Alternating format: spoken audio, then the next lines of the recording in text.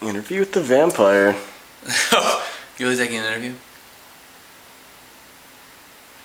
Let me know when we're on. We're going to get like about maybe 2 minutes here and I'm going to bed because I'm not going to be able to drive tomorrow if I don't go to bed. It has nothing to do with the wine.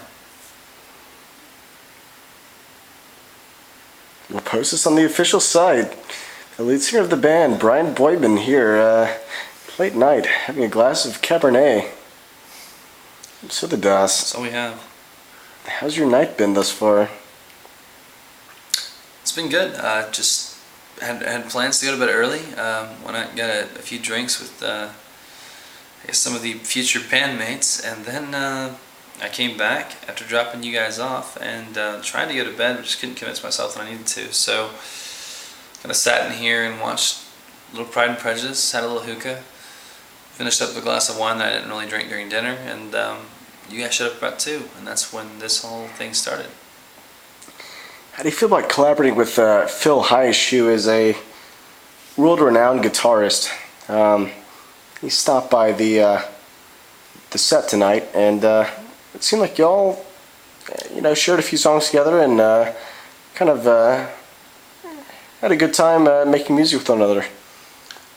Well, yeah, I mean, I think Phil's obviously a huge talent, and it's always, as I think I've told you before, it's always exciting to get a chance to hear him play and get a chance to kind of collaborate, kind of recreationally with him. And I look forward to the time when we get a chance to actually practice some of this stuff beforehand and really nail it well, because I feel like we can kind of maybe put the talents that we've been given together and make something sound really good. So it's always fun.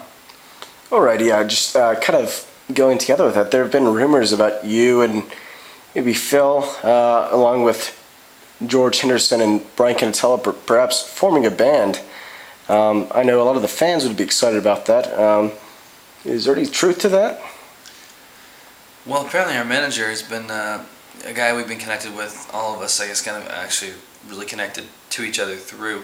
I've been talking this up, and as far as I know, it's something that none of us would have any sort of negative feelings on. If anything, I think a lot of us would be willing to give it a shot and see what happens. It seems everyone included has shown some sort of general talent, especially the guys on the instruments. So it would be fun just to sit down with those guys and play a few songs and kind of gather up how working together would be and decide if that's something that would be worthwhile to pursue in various times or stages when we're all here in Austin, the same area. Now, if you guys got together, what kind of music, what sound would you guys pursue? Which, perhaps, bands or artists would you think your sound might resemble? Well, that's what I'm actually interested in. I mean, I guess you talk to many people in different bands, you read articles, whatever, and you hear that people, a lot of the bandmates have different musical interests and they collaborate to form a certain sound, and I feel like it wouldn't be very much different in that case for us, because I think everyone would come to the table with a lot of different stuff. I mean, I have very general interest in guitar, rock, but I guess very interesting vocal performance. The bands that I love from live, Oasis, just very singable music that I think connects well with people. And then Phil has this kind of he's the rock thing. He's got the country kind of, not so much country, but like the kind of the country blues, kind of like underground country rock thing going. And then Canatella is coming from a harder rock, even like a slight metal background. And then George is obviously somebody who knows his bass well, I'm sure can play jazz to rock to really whatever he needs to play. And so, I mean, finding out what each of us likes and how each of us can bring the kind of the unique qualities of the music that we kind of, grown up with or placed around ourselves. It'd be fun to see what that sound, comes out as. That's what are your plans going forward? Are you trying to perhaps set up a rehearsal or a jam session with these musicians and see if you guys mesh together and if there's a future there, or? I mean, it's all contingent upon these guys' schedules. I mean, I'd certainly be willing with my manager's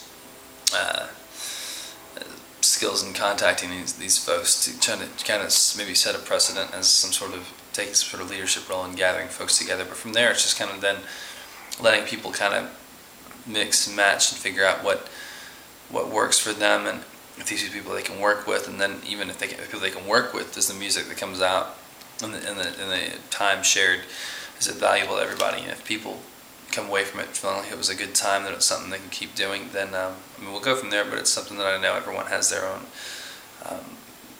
jobs and career paths that they're pursuing, and it's not for any of us to expect anything like that to change for anybody.